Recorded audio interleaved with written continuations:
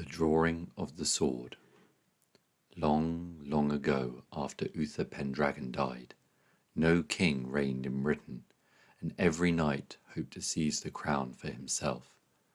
The country was like to fare ill when laws were broken on every side, and the corn which was to give bread to the poor was trodden under foot, and there was none to bring the evildoer to justice. Then, when things were at their worst, came forth Merlin the magician, and fast he rode to the place where the Archbishop of Canterbury had his dwelling. They took counsel together and agreed that all the lords and gentlemen of Britain should ride to London and meet on Christmas Day, now at hand in the great church. So this was done, and on Christmas morning, as they left the church, they saw in the churchyard a large stone, and on it a bar of steel, and in the steel a naked sword was held, and about it was written in letters of gold, "Whoso pulleth out this sword is by right of birth King of England." They marvelled at these words, and called for the Archbishop, and brought him into the place where the stone stood. Then those knights who fain would be king took firm hold of the hilt, and they tugged at the sword with all their might, but it never stirred. The Archbishop watched them in silence, but when they were faint from pulling, he spoke. "The man is not here who shall lift out that sword, nor do I know where to find him. But this is my counsel, that 2 knights be chosen, good and true men, to keep guard over the sword." Thus it was done. But the lords and gentlemen at arms cried out that every man had the right to try to win the sword, and they decided that on New Year's Day a tournament should be held, and any knight who would might enter the lists. So on New Year's Day the knights, according to the custom, went to hear the service in the great church, and after it was over they met in the field to make ready for the tourney. Among them was a brave knight called Sir Ector, who brought with him Sir Kay his son, and Arthur, Kay's foster brother. Now Kay had unbuckled his sword the evening before, and in his haste to be at the tourney had forgotten to put it on again, and he begged Arthur to ride back and to fetch it for him. But when Arthur reached the house, the door was locked, for the woman had gone out to see the tourney, and though Arthur tried his best to get in, he could not. Then he rode away in great anger, and said to himself, "Kay shall not be without a sword this day.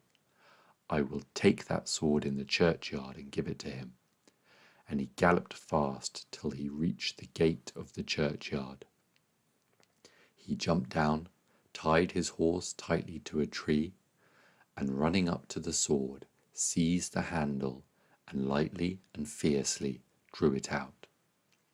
Then he mounted his horse again, and delivered the sword to Sir Kay. The moment Sir Kay saw the sword, he knew it was not his own, but the sword of the stone, and he sought out his father Sir Ector, and said to him, "Sir, this is the sword of the stone, therefore I am the rightful king." Sir Ector made no answer, but signed to Kay and Arthur to follow him, and they all 3 went back to the church, leaving their horses outside. They entered the choir, and here Sir Ector took a holy book, and bade Sir Kay swear how he came by that sword. "My brother Arthur gave it to me," replied Sir Kay. "How did you come by it?" asked Sir Ector, turning to Arthur. "Sir," said Arthur, "when I rode home for my brother's sword, I found no one to deliver it to me, and I resolved he should not be swordless. I thought of the sword in this stone, and I pulled it out." "Were any knights present when you did this?" asked Sir Ector. "No, none," said Arthur. "Then you are the rightful king of this land," said Sir Ector. "But why am I the king?" inquired Arthur. "Because," answered Sir Ector, "this is an enchanted sword, and no man could draw it but he who was born a king." Therefore put the sword back into the stone, and let me see you take it out." "That is soon done," said Arthur, replacing the sword, and Sir Ector himself tried to draw it, but he could not. "Now it is your turn," he said to Sir Kay. But Sir Kay fared no better than his father, though he tugged with all his might and main. "Now you, Arthur." And Arthur pulled it out as easily as if it had been lying in its sheath.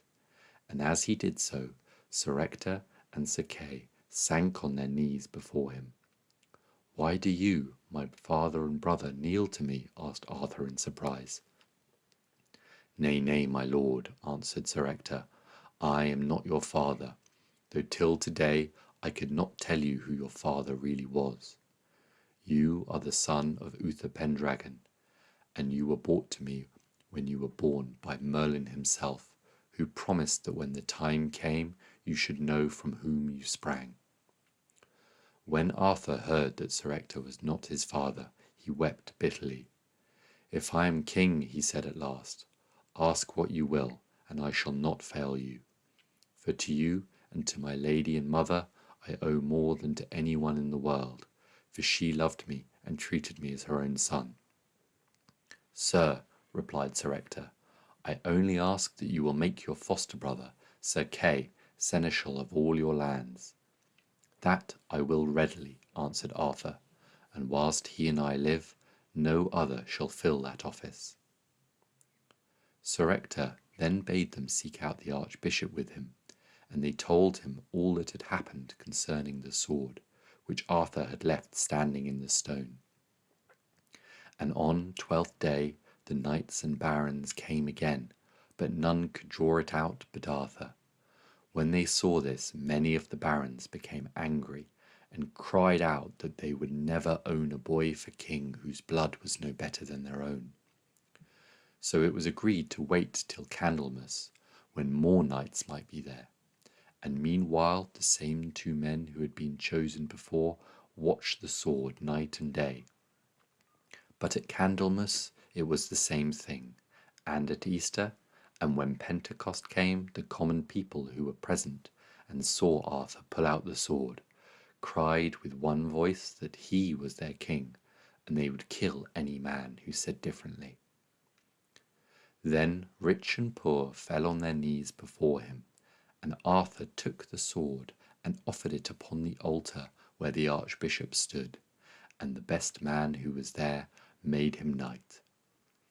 After that the crown was put on his head, and he swore to his lords and commons that he would be a true king, and would do them justice all the days of his life. The Sword Excalibur. King Arthur, accompanied by Merlin the magician, had left the comfort of the court to seek adventures.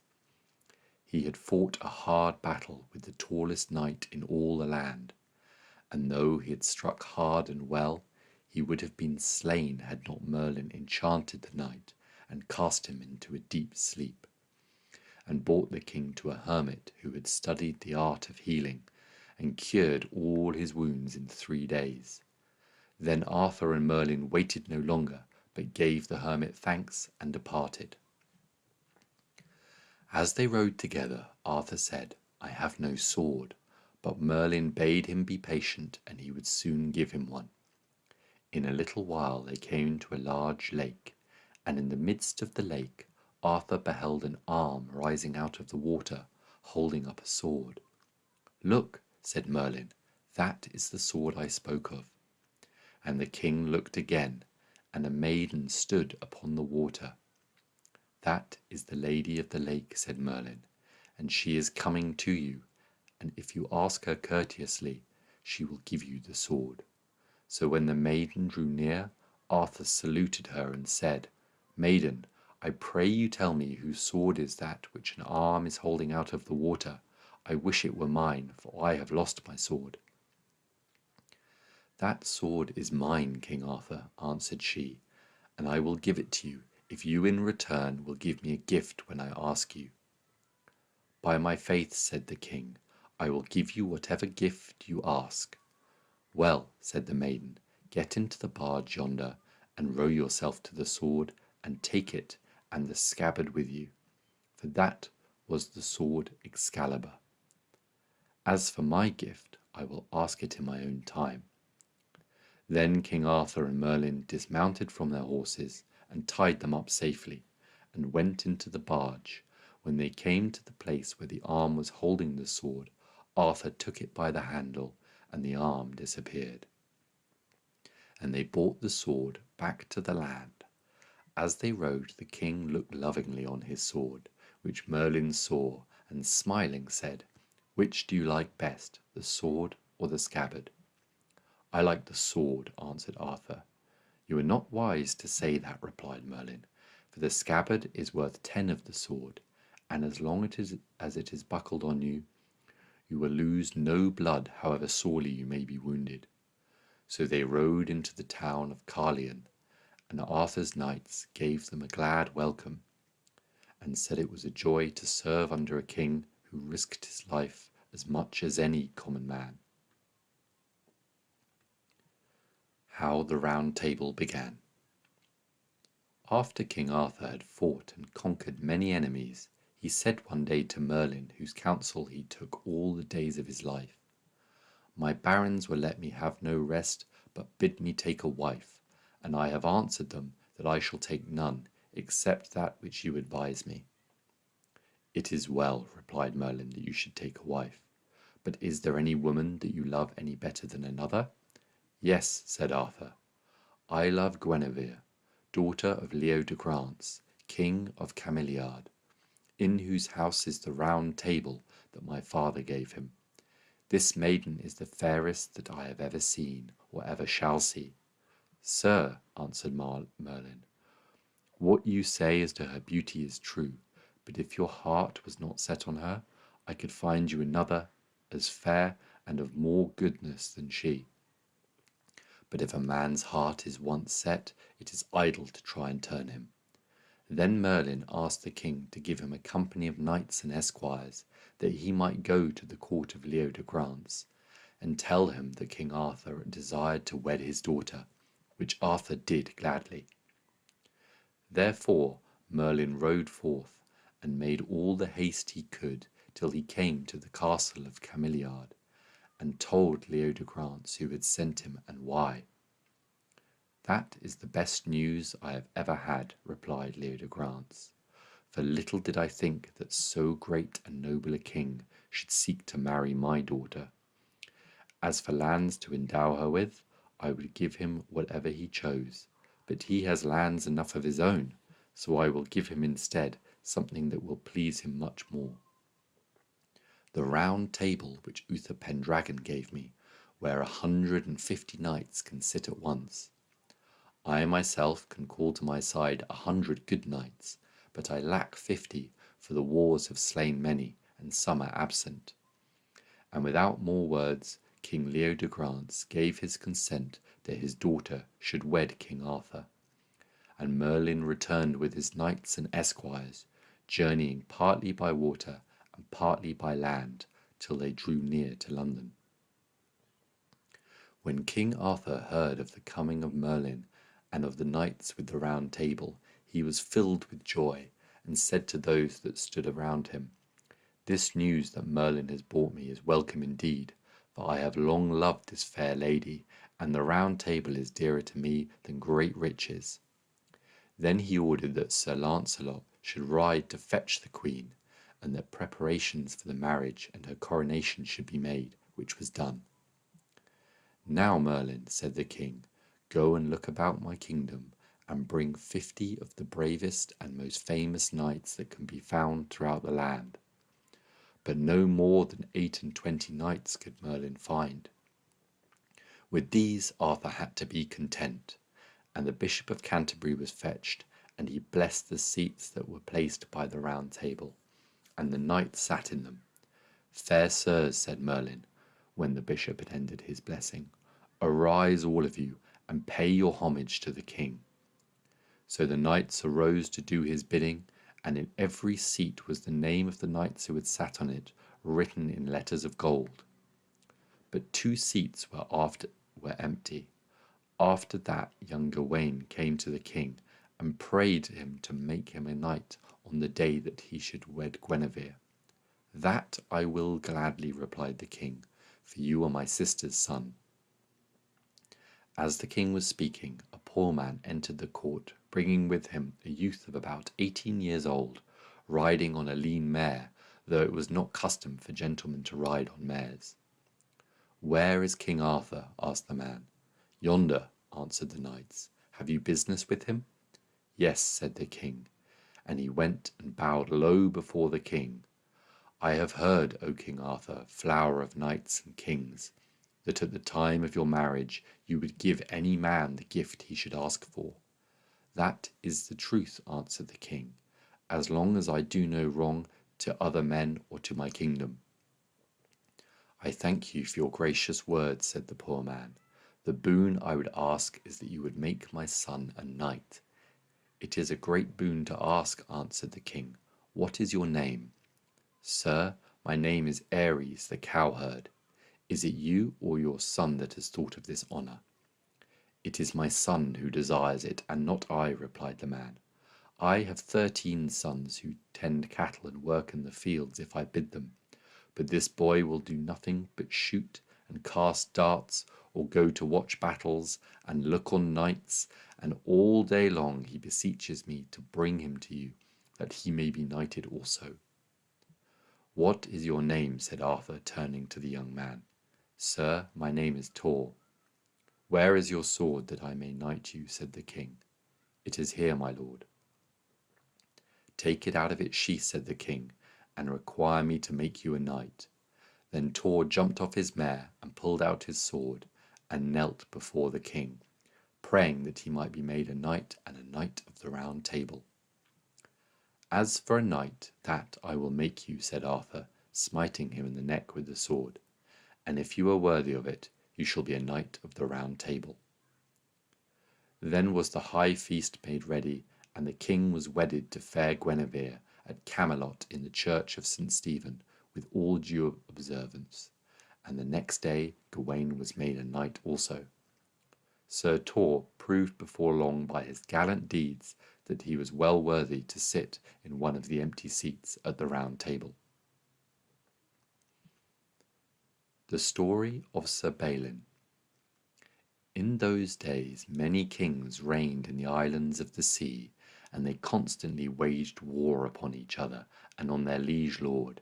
And news came to Arthur that Ryones, king of North Wales, had collected a large host and had ravaged his lands and slain some of his people.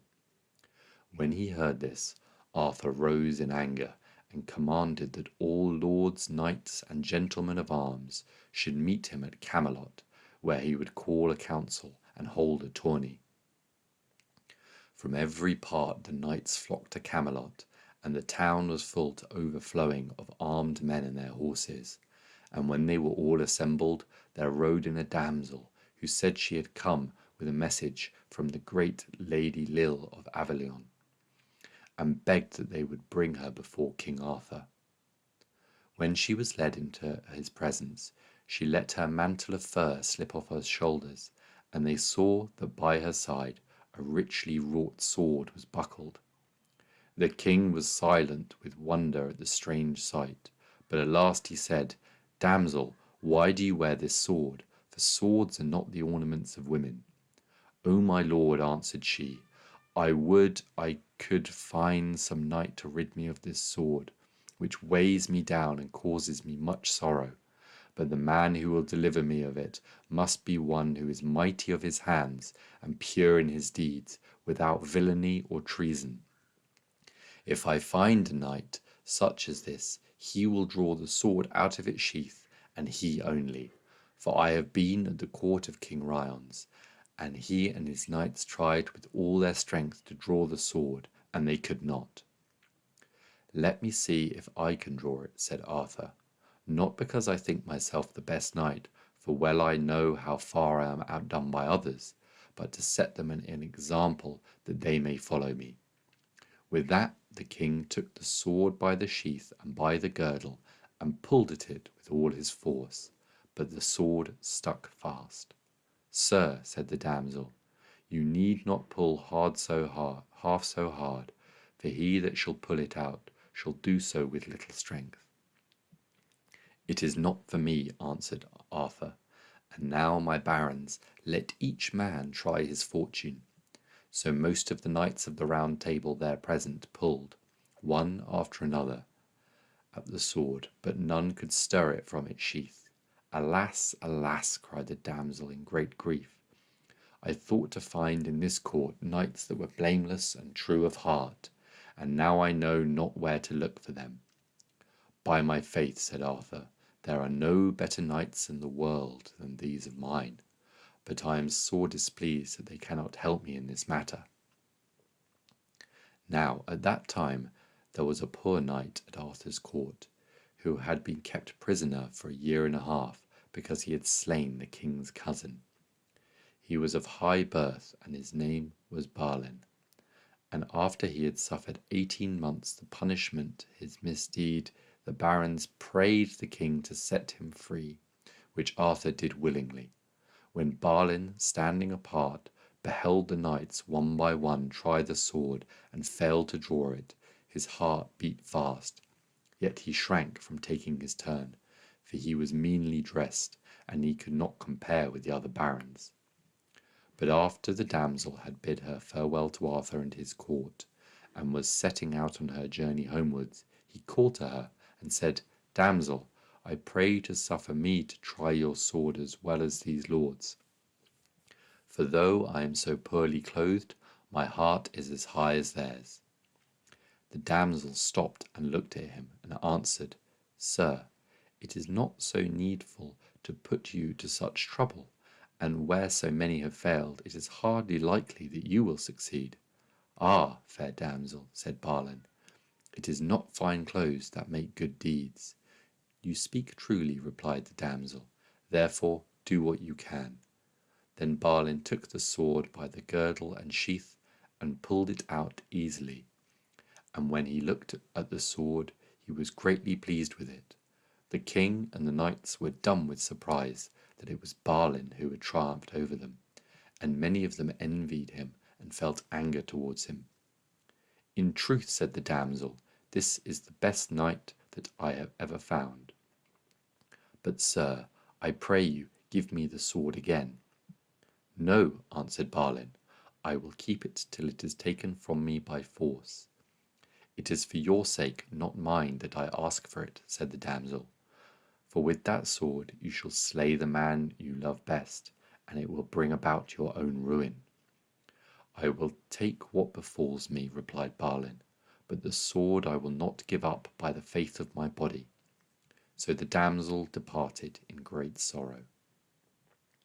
The next day Sir Balin left the court, and armed with his sword, set forth in search of adventures, which he found in many places where he had not thought to meet with them. In all the fights that he had fought, Sir Balin was the victor, and Arthur and Merlin, his friend, knew that there was no knight living of greater deeds or more worthy of worship, and he was known to all as Sir Balin le Savage, the Knight of the Two Swords. One day he was riding forth, when at the turning of a road he saw a cross on it, and it was written in letters of gold, Let no knight ride towards the castle. Sir Balin was still reading the writing, where there came towards him an old man with white hair, who said, Sir Balin le Savage, this is not the way for you, so turn around and choose another path. And so he vanished, and a horn blew loudly, as a horn is blown loud at the death of a beast. That blast, said Balin, is for me, but I am still alive. And he rode to the castle, where a great company of knights and ladies met him and welcomed him, and made him a feast. Then the lady of the castle said to him, Knight with the two swords, you must now fight a knight that guards an island, for it is our law that no man may leave us without he first fight a tourney. That is a bad custom, said Balin, but if I must, I am ready, for though my horse is weary, my heart is strong. Sir, said a knight to him, Your shield does not look whole to me. I will lend you another. So Balin listened to him and took the shield that was offered, and left his own with his own coat of arms behind him. He rode down to the shore and led his horse into a boat which took them across. When he reached the other side, a damsel came to him, crying, O knight Balin, why have you left your own shield behind you? Alas, you have put yourself in great danger, for by your shield you should have been known. I grieve over your doom, for there is no man living that can rival you for courage and bold deeds. I repent, answered Balin, ever having come into this country. But for very shame I must go on, whatever befalls me. Either for life or for death I am ready to take it. Then he examined his armour and saw that it was whole, and mounted his horse. As he went along the path, he beheld a knight come out of a castle in front, clothed in red, riding a horse with red trappings. When this red knight looked on the two swords, he thought for a moment it was Balin, but the shield did not bear Balin's device. So they rode at each other with their spears, and smote each other's shields so hard that both horses and men fell to the ground with the shock, and the knights lay unconscious on the ground for some minutes. But soon they rose up again and began the fight afresh, and they fought till the place was red with their blood, and they had each 7 great wounds. What knight are you? asked Balin le Savage, pausing for breath, for never before have I found any knight to match me. My name, he said, is Balan, brother to the good knight Balin. Alas, cried Balin, that I should ever live to see this day, and he fell back fainting to the ground. At this sight, Balin crept on his feet and hands and pulled off Balin's helmet so that he might see his face. The fresh air revived Balin, and he awoke and said, O Balin, my brother, you have slain me, and I you, and the whole world will speak ill of us both. Alas, sighed Balin, if I had only known you. I saw your 2 swords, but from your shield I thought you had been another knight. Woe is me, said Balin. All this was wrought by an unhappy knight in the castle who caused me to change my shield for his. If I lived, I would destroy that castle, that he should not deceive other men. You would have done well, answered Balin, for they have kept me prisoner ever since I slew a knight that guarded this island, and they would have kept you captive too. Then came the lady of the castle and her companions, and listened as they made their moan, and Balin prayed that she would grant them the grace to lie together there where they died, and their wish was given them, and she and those that were there wept with her for pity. So they died, and the lady made a tomb for them, and put Balin's name on it, for Balin's name she knew not, but Merlin knew. And the next morning he came and wrote it in letters of gold, and he ungirded Balin's sword, and unscrewed the pommel, and put another pommel on it, and bade a knight that stood by it, but the knight could not. At that Merlin laughed. Why do you laugh? asked the knight. Because, said Merlin, no man shall handle this sword but the best knight in the world, and that is either Sir Lancelot or his son Sir Galahad. With this sword Sir Lancelot shall slay the man he loves best, and his name is Sir Gawain, and this was later done in a fight across the seas. All this Merlin wrote on the pommel of the sword. Next he made a bridge of steel to the island, 6 inches broad, and no man could pass over it that was guilty of evil deeds. The scabbard of the sword he left on this side of the island, so that Galahad should find it. The sword itself he put in a magic stone, which floated down the stream to Camelot. That is now called Winchester. And that same day Galahad came to the river, having in his hand the scabbard, and he saw the sword, and pulled it out of the stone, as is told in another place.